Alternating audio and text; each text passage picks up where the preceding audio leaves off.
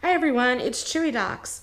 Today I'm going to talk to you a little bit about a cool loom that I have. It is called the Cactus Flower Miniature Loom. It is a loom that gives you a weaving with a really cool bound off edge for the selvage on the top and the bottom, as well as on the sides. And you can do small tapestry style weavings. It's primarily set up for Navajo style weaving, but I decided I'm going to try some Sayori freeform weaving on it, and it worked really great, and posted some pictures on Facebook, and people were asking me about how you get that cool bound edge. So I'm going to tell you about it. The Cactus Flower Miniature Loom.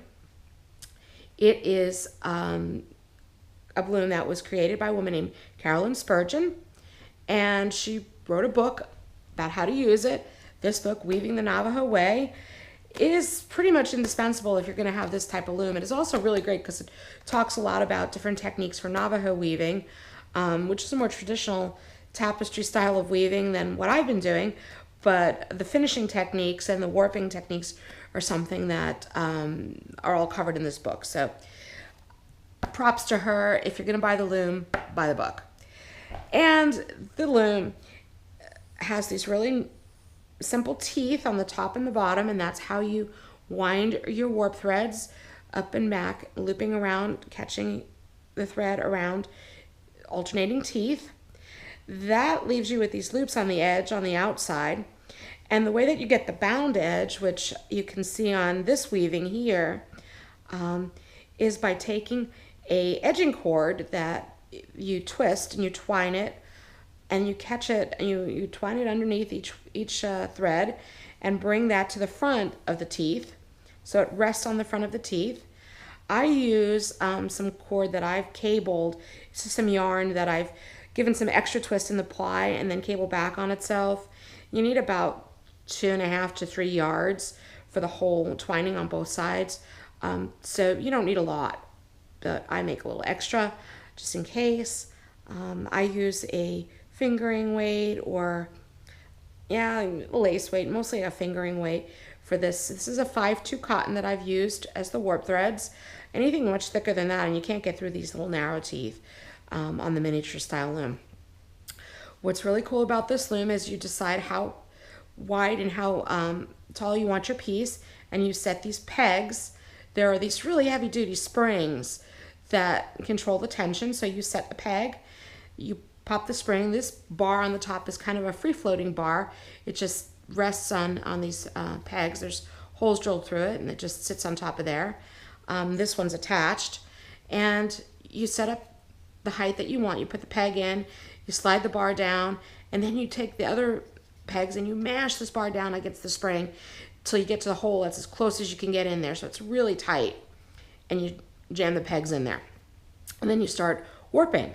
And then after you've twined your cord and tied everything off, what you do, which is so ingenious, is you take the pegs out, and basically the spring is going to push against that. Now that it's loose, the spring has some room to move around. Not much, because it's been really compressed. And then it sets the tension. So you don't have to mess with the tension at all. The spring is going to keep that tension there, which is really great. And then you can start weaving.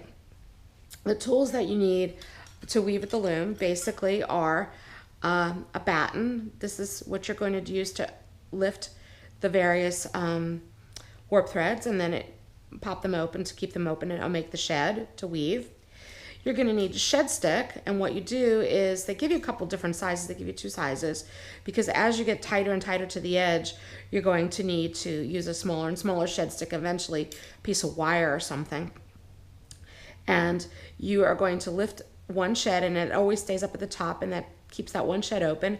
And then every other pick, you're going to use the batten to open your shed, to pick the other shed and open it up. So you only have to do that on every other shed, and then this shed stick will keep the other one in place, and it just stays out of the way when you're not using it. You're going to need a packing fork or a tapestry fork of some sort, and these are made by John Jenkins at Mad Pie Woodworks. They're awesome. I love them for all of my weaving. They're made with these like dog comb teeth that are, embedded with some epoxy resin into this beautiful wood. They come in a variety of different widths and sizes for different sets. This one is cherry wood. This is black walnut with some maple for little tiny areas, and they're awesome. Magpie Woodworks is great. You're going to need your warp thread. This is 5/2 mercerized cotton.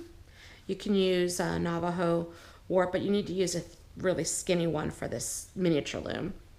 And then you're going to need a little weaving needle or something, because you're going to at some point not be able to just kind of stick a little bobbin through. You're going to have to weave with the needle and kind of, you want one with a blunter end so that you're not catching your warp threads.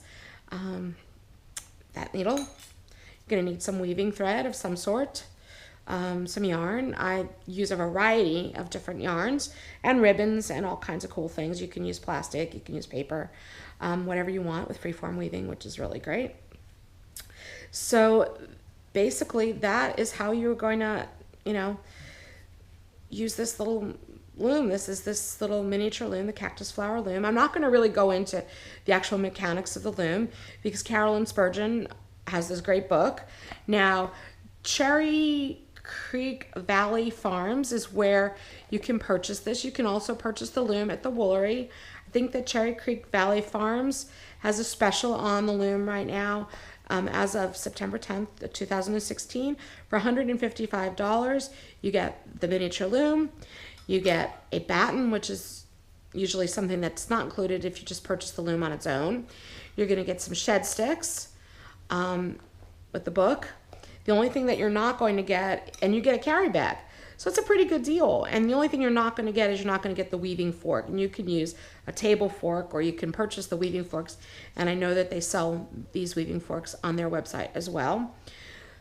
And I would say also that because this is a great invention and Carolyn spent a lot of work and Cherie, who's over there at Cherry Creek Valley Farms, who took over the business, is making these looms now. That you don't try to make this type of loom on your own, that you don't kind of try to crib their design, that you actually purchase from them. And they're an independent business and they're working real hard to stay in business. And I think it's a really quality product. It's a good value. You say, oh God, $100, $150 for a loom. It's really sturdy. I mean, this thing is not wiggling around. It's solid. You're getting it out of a nice hardwood. You have your choice of several different hardwoods. Come in a couple of different sizes. They start with a miniature size. There's a medium size, and then there's a table loom, which is kind of involved. And they range in price from $100 to on up to about $350, $400, depending on the sizing of the loom. But buy from local, buy from the people that make it. Don't try to have your husband make one in the garage. It's a high quality product and it's worth the money.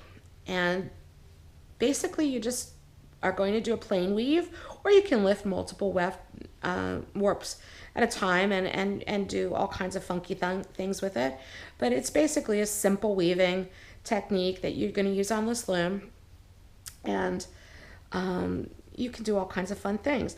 The one thing I will keep in mind and tell you about how they have you set the loom up is once you start doing the twining and you're finished and you're ready to do your first picks of weaving, the first couple of picks, what they have you do is go over two and under two, over two, under two. You're going to get a slightly looser weave, and then when you start packing in more of the warp threads, the weft threads rather, you're going to end up with that jammed up against the edge. And when you take the weaving off, those looser threads are going to come around and help to cover up the exposure of any warp threads kind of at the edge. So it just kind of, first couple of picks, you're going to do it a little bit differently.